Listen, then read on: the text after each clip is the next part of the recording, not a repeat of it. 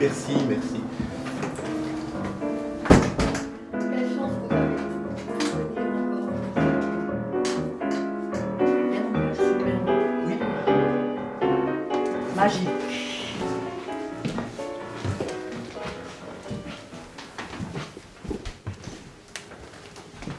C'est vraiment émouvant parce que je connaissais cette chambre par des reportages qui avaient déjà été faits. Je me souviens, il était au piano, là.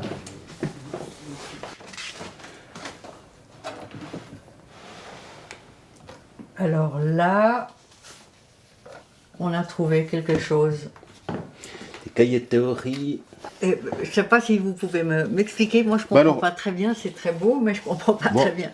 En 2 mots, c'est le cycle des tonalités, c'est-à-dire la dominante de Do, c'est Sol, Do qui est lui-même la dominante de Fa, et puis en fait toutes les tonalités sont liées aux autres tonalités de proche en proche. Qu'est-ce que c'est? C'est un calendrier perpétuel. Si vous cherchez le 14 juillet 1975, vous tournez les roues d'une certaine manière et vous arrivez à savoir si c'était un samedi, un dimanche ou un lundi, etc. Il a fait ça. Voilà. Il y a des musiciens qui ont été tout de suite attirés par la littérature et d'autres qui ont tout de suite compris que la musique c'était des maths. Visiblement, Franck Martin appartient à cette deuxième catégorie.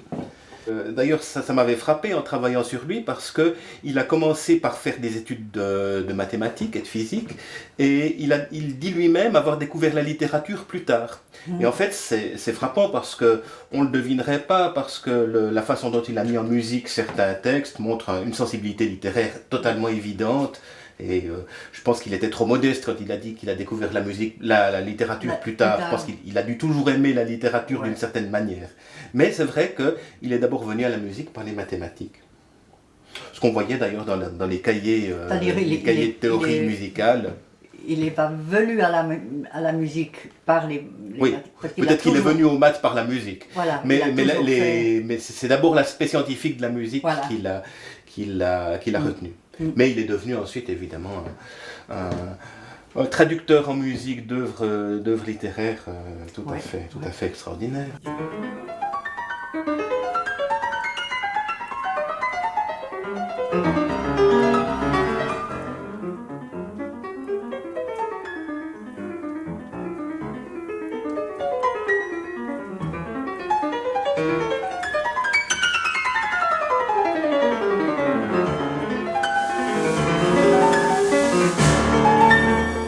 Pour un lecteur d'aujourd'hui, pour un musicien d'aujourd'hui, ce côté protestant, ce côté austère, peut être peut-être un peu rebutant, alors que les œuvres de Franck Martin, même les œuvres religieuses, ne sont pas rebutantes du tout, au contraire, elles éclatent de vie.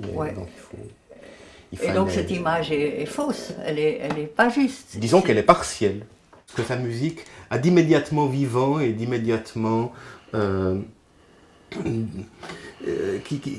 spontanément, sans avoir besoin de passer par une idéologie ou par quelque chose qui lui est extérieur. Je pense que la musique s'explique d'abord par elle-même.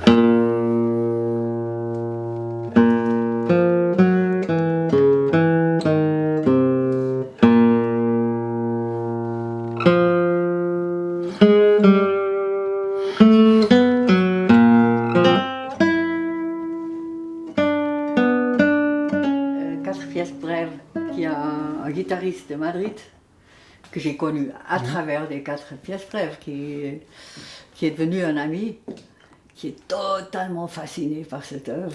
Mais c'est une des très grandes œuvres du répertoire de guitare du XXe siècle. Moi, je connais très bien cette œuvre parce que mon père construisait des guitares et c'est une des premières œuvres que j'ai découvertes de Franck Martin et ça reste une de mes préférées. Et je trouve en plus que c'est une œuvre très importante parce que c'est une œuvre du milieu des années 30, 1934 je crois.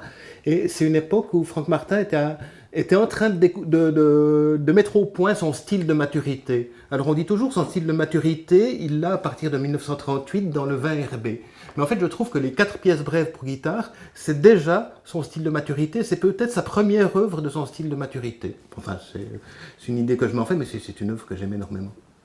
C'est un livre qui est paru dans la collection Le Savoir Suisse. C'est une petite collection suisse sur un petit peu tous les aspects de la Suisse et il y a un certain nombre de grands hommes, mais c'est le premier compositeur, vous voyez, c'est le numéro 153 de cette collection, c'est le premier compositeur qui est dans cette collection. Il y avait déjà un volume sur Ansermet, bon, Ansermet a un petit peu composé, mais c'était quand même d'abord un chef d'orchestre. Il n'y en a toujours pas sur Honegger, par exemple, qui, je pense, est l'autre grand compositeur suisse du XXe siècle. On reconnaît notre père, et il y a une couleur qui est très lui, qui ressort dans ce livre et qu'on connaît peut-être en général un peu moins. On le voit tout de suite sur la photo. Quelqu'un de rayonnant, de gai aussi.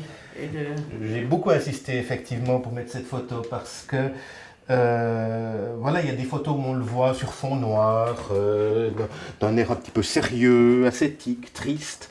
Et là, je me disais, non, je veux un Franck Martin qui soit gai, qui aille dans le sens d'un certain humour, qui est évident dans son œuvre, qui est évident dans ce qu'il a, dans ses lettres, dans sa vie telle qu'elle est racontée par votre mère, dans les souvenirs de Maria Martin. Pour moi, c'était un livre très important parce qu'elle raconte tout plein d'anecdotes. Et parmi ces anecdotes, il y en a beaucoup justement qui peuvent donner l'idée de quelqu'un qui savait apprécier la vie par tous ses bons côtés, par la cuisine, par l'humour, par la cigarette aussi, si on peut estimer que c'est un bon côté. Il y a une petite anecdote autour de cette couverture, c'est que l'éditeur m'avait dit, oui, bon, elle est très bien cette photo, mais il y a un problème, il y a une cigarette. Et vous savez qu'aujourd'hui, on n'ose plus trop montrer les grands hommes avec une cigarette au bec. Il y a même des photos de Sartre ou de Camus qui ont été retouchées, ou de Malraux, qui ont été retouchés pour qu'on ne voit plus la cigarette qu'ils avaient, parce que c'était impossible de trouver des photos sans cigarette. Et puis j'ai un petit peu insisté, je leur ai dit, écoutez, si vous me trouvez une meilleure photo, je veux bien ne pas mettre celle-là. C'est très très lui. On peut quasiment pas trouver une photo plus lui. Voilà. Oh, j'ai aucune idée lequel est le plus intéressant, mais on va ouvrir celui-là. On va y aller.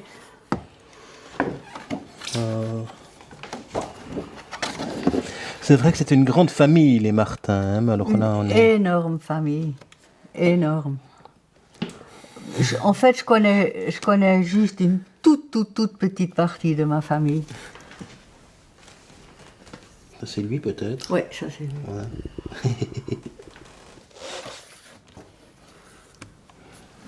Là, c'est lui, ouais. Ça, c'est lui, oui. Il y a toujours une expression très claire, en fait. Et il y avait énormément de contacts dans la famille, donc voilà. Il y avait tout le temps quelque chose.